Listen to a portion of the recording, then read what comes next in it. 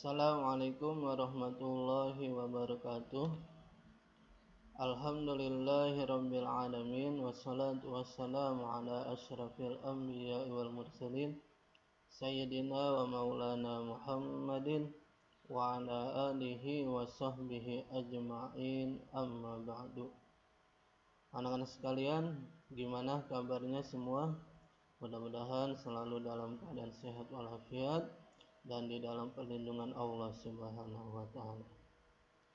Baiklah, untuk memulai pelajaran kita sama-sama kita berdoa kepada Allah, mudah-mudahan kita diberikan ilmu yang bermanfaat, akhlak yang mulia, rezeki yang banyak, dan dijadikan anak yang soleh dan soleha. Anak-anak sekalian, kita memulai pelajaran PPKN bab pertama, yaitu tentang perumusan dan penetapan Pancasila sebagai dasar negara. Dalam bab pertama ini kita akan membahas 3 materi, yaitu yang pertama perumusan Pancasila sebagai dasar negara, kedua penetapan Pancasila sebagai dasar negara, dan ketiga semangat pendiri negara dalam merumuskan dan menetapkan Pancasila sebagai dasar negara. Tujuan pembelajaran materi ini yaitu agar kalian bisa mengetahui sejarah proses perumusan dan penetapan Pancasila sebagai dasar negara, dan agar kalian bisa mengetahui betapa para pendiri bangsa ini dengan penuh semangat dan dengan penuh kebersamaan rela melakukan sidang berhari-hari demi menetapkan sebuah dasar negara bagi negara yang akan merdeka atau bagi negara yang akan didirikan. Karena bila suatu negara tidak mempunyai dasar negara, maka negara tersebut tidak akan diakui kedaulatannya oleh negara-negara yang lain. Pembahasan perumusan Pancasila sebagai dasar negara. Pertama kita akan melihat dulu pembentukan BPUPKI. Jepang mulai menguasai wilayah Indonesia setelah Belanda menyerah di Kalijati, Subang, daerah Jawa Barat pada tanggal 8 Maret 1942. Kedatangan Jepang semula disangka baik oleh bangsa Indonesia.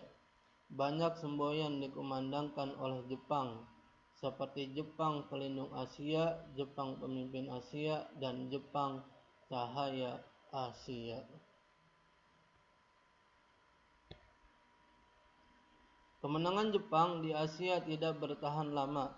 Pihak sekutu Inggris, Amerika, dan Belanda melakukan serangan balasan. Satu persatu daerah yang dikuasai Jepang kembali ke tangan sekutu. Melihat hal itu, pada peringatan pembangunan Jawa Baru tanggal 1 Maret 1945, Jepang mengumumkan pembentukan Dokuritsu Junbi Chosakai. Jadi atau yang kita kenal BPUPKI. Jadi BPUPKI ini pertamanya adalah bentukan dari pemerintahan Jepang. Kenapa pemerintah Jepang membentuk BPUPKI? Karena pada saat itu Indonesia kan sedang berada di dalam penjajahan Jepang, dan Jepang pada saat itu mengalami banyak kekalahan dalam perang Timur Asia Raya karena tidak mampu untuk melawan tentara sekutu. Akhirnya Jepang merasa kewalahan. Karena dia merasa kewalahan, dia ingin menarik simpati bangsa Indonesia, yaitu dengan cara menjanjikan kemerdekaan bagi bangsa Indonesia. Dengan cara ini membentuk Dokuritsu Junbi Chosakai atau yang dikenal dengan BPUPKI, Badan Penyelidik Usaha Persiapan Kemerdekaan Indonesia.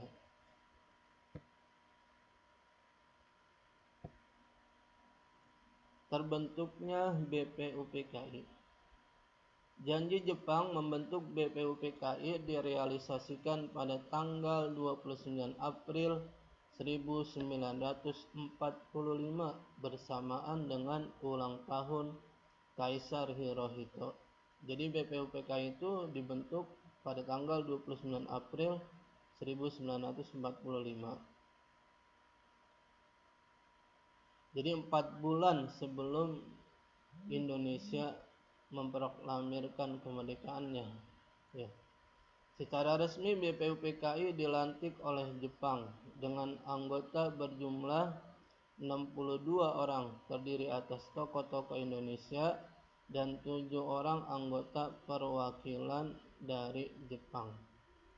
Ketua BPUPKI adalah Dr. KRT Rajiman Weddiodiningrat dengan 2 wakil ketua, yaitu Ichibangase Yoshio dari Jepang dan R.P. Suroso dari perwakilan Indonesia. Sidang BPUPKI. BPUPKI mengadakan 2 kali sidang resmi dan 1 kali sidang tidak resmi. Sidang resmi pertama dilaksanakan tanggal 29 Mei sampai 1 Juni 1945 membahas tentang dasar negara.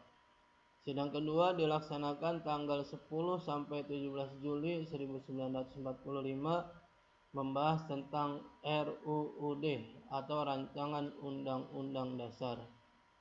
Pada pelaksanaan sidang tidak resmi hanya dihadiri oleh 38 orang, membahas tentang rancangan pembukaan Undang-Undang Dasar 1945 dipimpin oleh Insinyur Soekarno dan dilaksanakan di gedung Chuo Sanggiin. Nah, pada sidang BPUPKI inilah para tokoh pendiri bangsa mengusulkan 5 dasar bagi negara yang akan dibentuk, yaitu negara Republik Indonesia. Para tokoh tersebut diantaranya yaitu Mr. Muhammad Yamin, Mr. Supomo, dan Insinyur Soekarno. Dari ketiga tokoh inilah 5 dasar Pancasila itu diusulkan. Kemudian pada sidang tanggal 10 sampai 17 Juli dibahas oleh tokoh nasional dan tokoh agama, sehingga dihasilkanlah Piagam Jakarta. Nah, Piagam Jakarta itulah merupakan hasil kesepakatan dari para pendiri bangsa, baik dari tokoh nasional maupun dari tokoh agamawan. Dan Piagam Jakarta inilah yang sekarang resmi menjadi Pancasila atau 5 dasar negara kita. Pancasila ini sudah dinyatakan final dari pembahasan para tokoh-tokoh bangsa dan tidak boleh diganggu gugat atau tidak boleh dirubah-rubah lagi. Makanya sekarang rame ada RUU HIP ya, yang ingin merubah Pancasila menjadi Ekasila atau Trisila. Karena dia menyimpang dari Pancasila, akhirnya RUU HIP ini banyak diprotes oleh seluruh warga Indonesia. Dan ada indikasi bahwasanya RUU HIP ini menyelundupkan paham-paham komunis atau indikasi akan kebangkitan dari komunis, ajaran-ajaran komunis. Makanya kita selaku bangsa Indonesia harus selalu waspada dan berhati-hati, jangan sampai komunis kembali bangkit dan berkhianat untuk ketiga kali terhadap bangsa Indonesia. Karena sudah begitu banyak korban-korban yang diakibatkan oleh Gerakan Komunis Indonesia atau Partai PKI. Baiklah anak-anak sekalian, setelah kalian mempelajari atau mendengarkan apa yang Mister sampaikan, sekarang silakan kalian kerjakan aktivitas yang pertama, yaitu tentang kalian cari atau kalian tulis tentang pembentukan BPU PKI, itu sejarahnya bagaimana dan dibentuk tanggal berapa, keanggotaan BPU PKI, tugas BPU PKI, dan sidang BPU PKI. Silakan kalian tulis aktivitas atau tugasnya ini melalui Word dan dikirim ke email Mr. Ahmad, yaitu Ahmad Awaludin ya, Ahmad Awaludin 0602@gmail.com, atau nanti bisa tulis emailnya di kolom komentar. Oke, baiklah anak-anak sekalian, kita tutup saja pembahasan kita pada pertemuan yang pertama ini dengan membaca Alhamdulillahirabbil alamin, dan dengan ditutup dengan membaca doa kafaratul majlis. Subhanakallahumma wa bihamdika asyhadu an la ilaha illa anta astaghfiruka wa atubu ilaik. Billahi taufiq wal hidayah. Wassalamualaikum warahmatullahi wabarakatuh.